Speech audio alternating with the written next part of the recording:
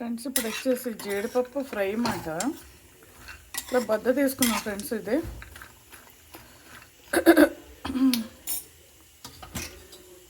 Evening snacks మాట. ఇది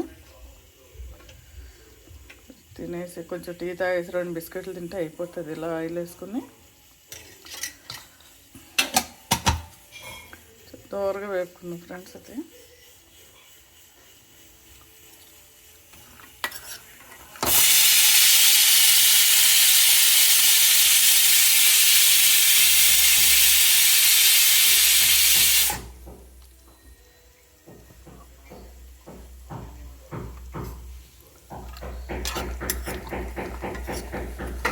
దోరగా వేపుకున్నాం ఫ్రెండ్స్. ఇది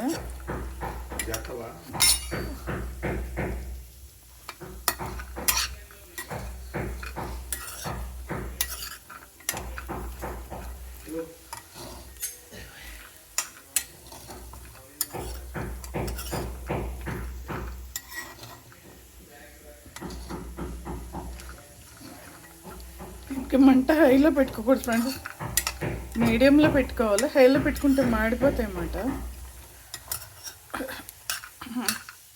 కలుపుతూ ఉండాలి ఇట్లా.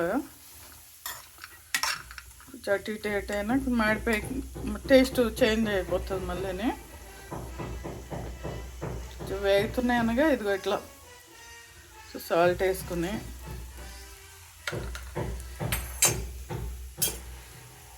కాస్త మిరియాల పొడి వేసుకుని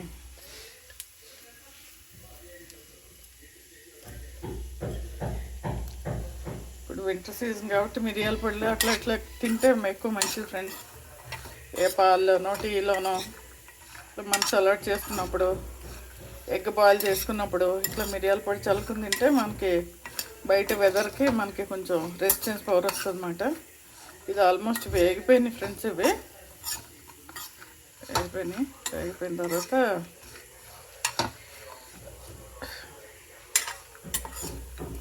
సాల్ట్ పెప్పర్ వేసాం కదా, ఇంట్లో కొంచెం కారం కూడా వేద్దాం ఫ్రెండ్స్, కొంచెం లైట్గా. ఈ కారం సరిపోతుంది. ఇంకొద్దిగా స్పైసీగా తినే వాళ్ళు ఉంటారు కదా, వాళ్ళ కోసం స్టవ్ ఆఫ్ చేసేసుకున్నాం ఫ్రెండ్స్. ఆఫ్ చేసుకుని ఇట్లా కారం చల్లుకొని ఒక్క 2 మినిట్స్ ఉంచుతాం ఫ్రెండ్స్. 2 మినిట్స్ కూడా అక్కర్లేదు, జస్ట్ అంటుకోవడానికి ఆ ఫ్లేవర్ అంతా దానికి అంటుకోవడం అనమాట.